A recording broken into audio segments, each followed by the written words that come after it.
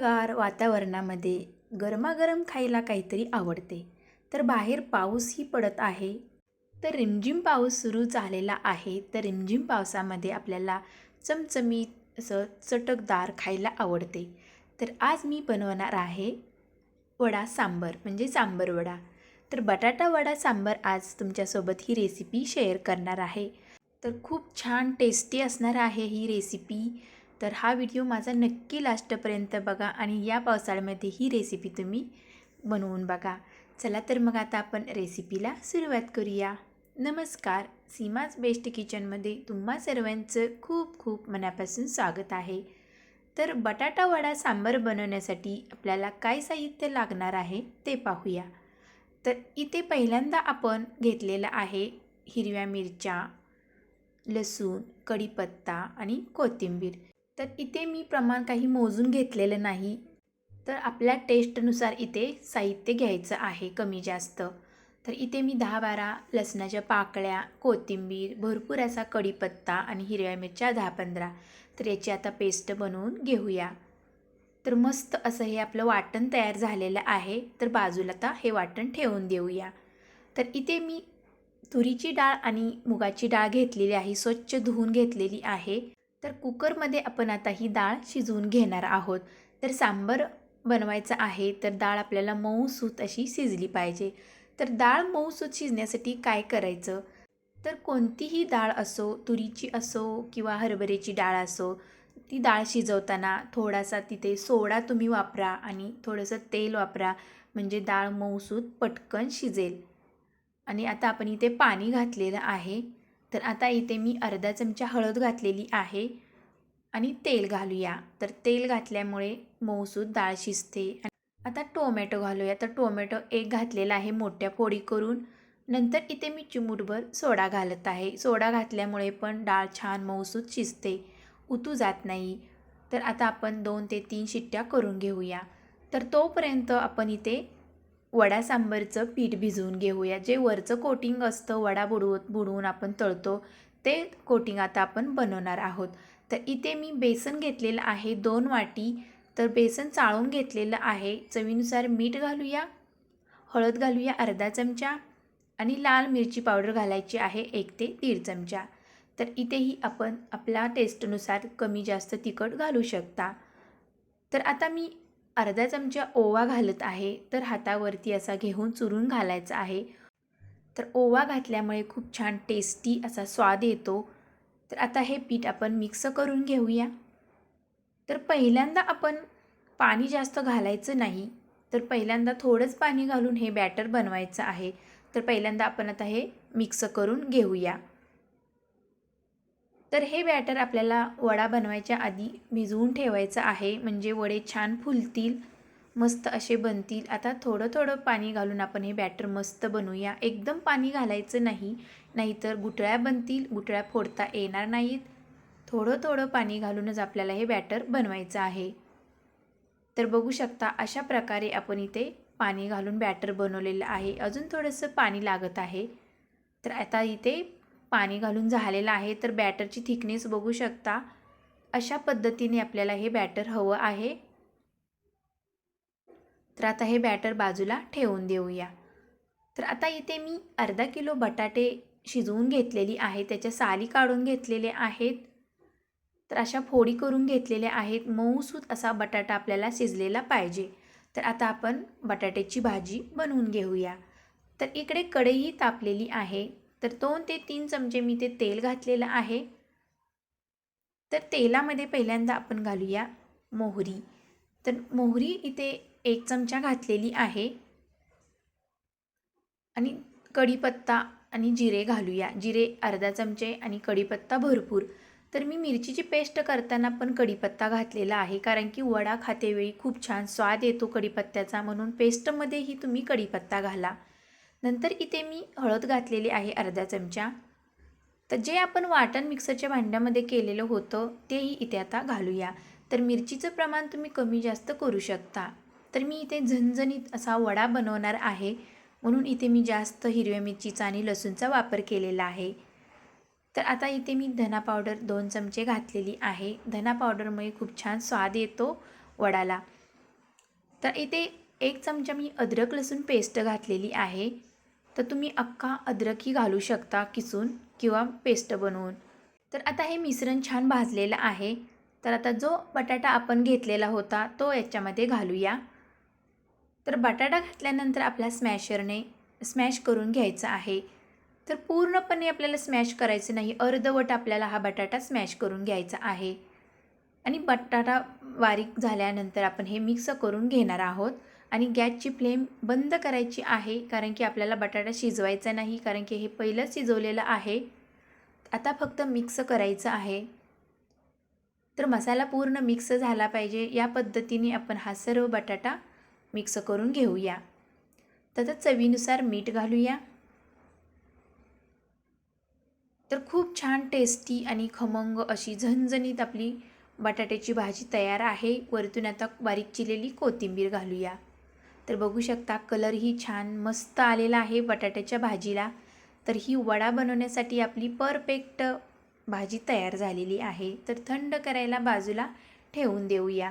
थंड केल्यानंतर आपण या भाजीचे वडे बनवणार आहोत. तर भाजी खमंग अशी तयार झालेली आहे. तर बाहेर मस्त पाऊस पण सुरू झालेला आहे. तर गरमागरम आपण वड्याचा बेत केलेला आहे. तर आता आपण बनवूया सांबर.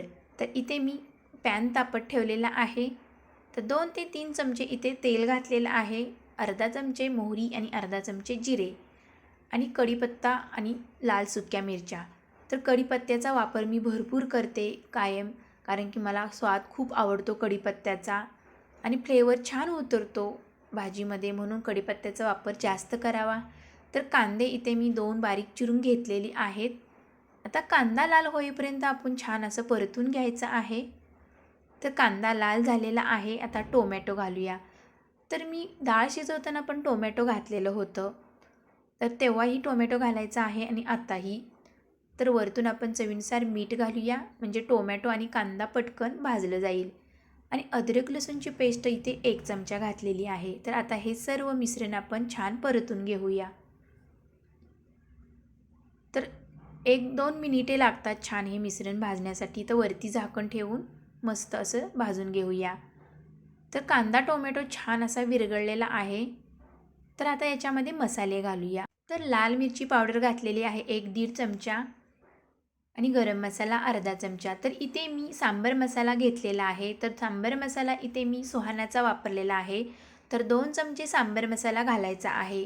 तर या सांबर मसाल्यामुळेच छान लागणार आहे सांबर आपलं.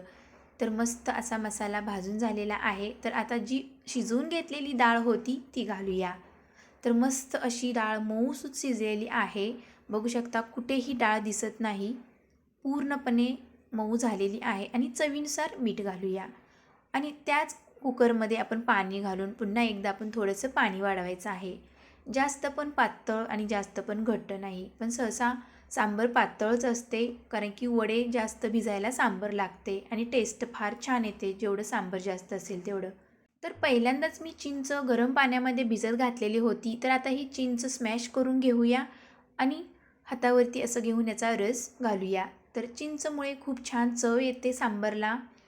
चिंच घातल्यानंतर इथे मी गूळ घालत आहे. तर गूळ आणि चिंच सांबरमध्ये आलीच, त्याशिवाय सांबर अधुरं आहे.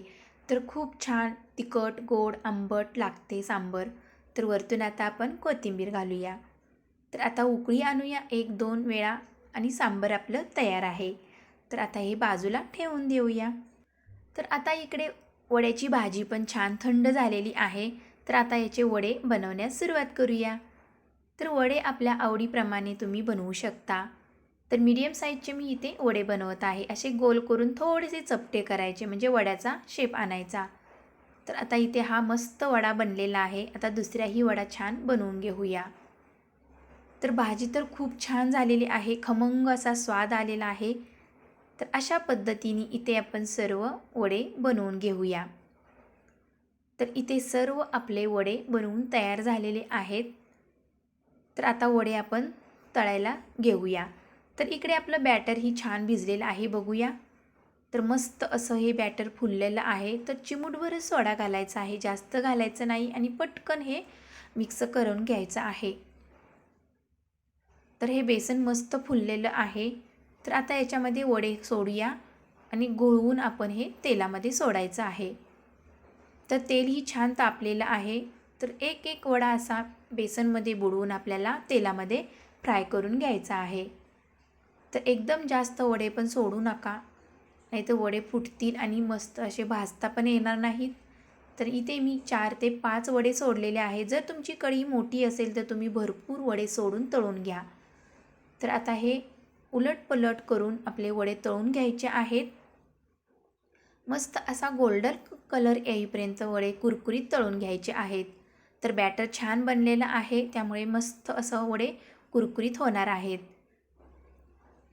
तर 1 ते 2 मिनिटे लागतात वडे तळण्यासाठी.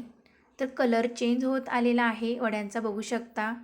तर वडे आपले तळून झालेले आहेत. आता टिश्यू पेपरवरती आपण सर्व वडे काढून घेऊया. तर अशा प्रकारे इथे मी सर्व वडे बाकीचे राहिलेले होते तेही तळून घेते. तर इथे सर्व आपले वडे तळून झालेले आहेत. तर आता आपण डिश सर्व करूया. तर गरमागरम मस्त असं सांबर डिशमध्ये काढून घेऊया. तर बघू शकता तुम्ही सांबारचा कलर आणि थिकनेस पण मस्त आलेला आहे. कलर आणि दाटसरपणा पण छान आलेला आहे सांबारला आणि खमंग असा स्वाद पण उतरलेला आहे सांबारमध्ये. तर वडे वरती ठेवूया आणि वरतून अजून सांबार घालूया. तर झणझणीत असा वडा सांबार आपला तयार आहे. तर पावसाळ्यामध्ये खाण्यास वेगळीच मजा असते. तर असे पदार्थ आपण बनवून खाणे चांगले. तर पावसाळ्यामध्ये अशा रेसिपी नक्की तुम्ही ट्राय करा. वरतून थोडासा कांदा आणि कोथिंबीर घालूया. तर वडा सांबार तुम्ही चपाती किंवा पावासोबत खाऊ शकता. मस्त असा साईडला लिंबूची फोड आणि बारीक चिरलेला कांदा. तर मस्त झालेला आहे आपला बेत वडा सांबरचा किंवा सांबर वडा किंवा बटाटा वडा सांबर, काहीही म्हणा. तर अशा पद्धतीने इथे मी पावसाळा स्पेशल सांबर वड्याची रेसिपी तुमच्यासोबत शेअर केलेली आहे. ही तुम्हाला रेसिपी कशी वाटली कमेंटमध्ये नक्की सांगा आणि तुम्हीही नक्की ट्राय करा आणि मला कमेंटमध्ये कशी बनली आहे तेही सांगा. तर अजून जर माझ्या चॅनेलला तुम्ही सबस्क्राईब केलं नसेल तर सबस्क्राईब करा, लाईक करा आणि शेअर करा. बाजूला जे बेल आयकन आहे ते प्रेस करायला विसरू नका. तर भरपूर अशा मी पावसाळ्यात स्पेशल रेसिपी तुमच्यासोबत शेअर करणार आहे. तोपर्यंत तुम्ही मस्त खा आणि स्वस्त राहा. तर भेटूया अशाच नवनवीन रेसिपीमध्ये. तोपर्यंत बाय बाय.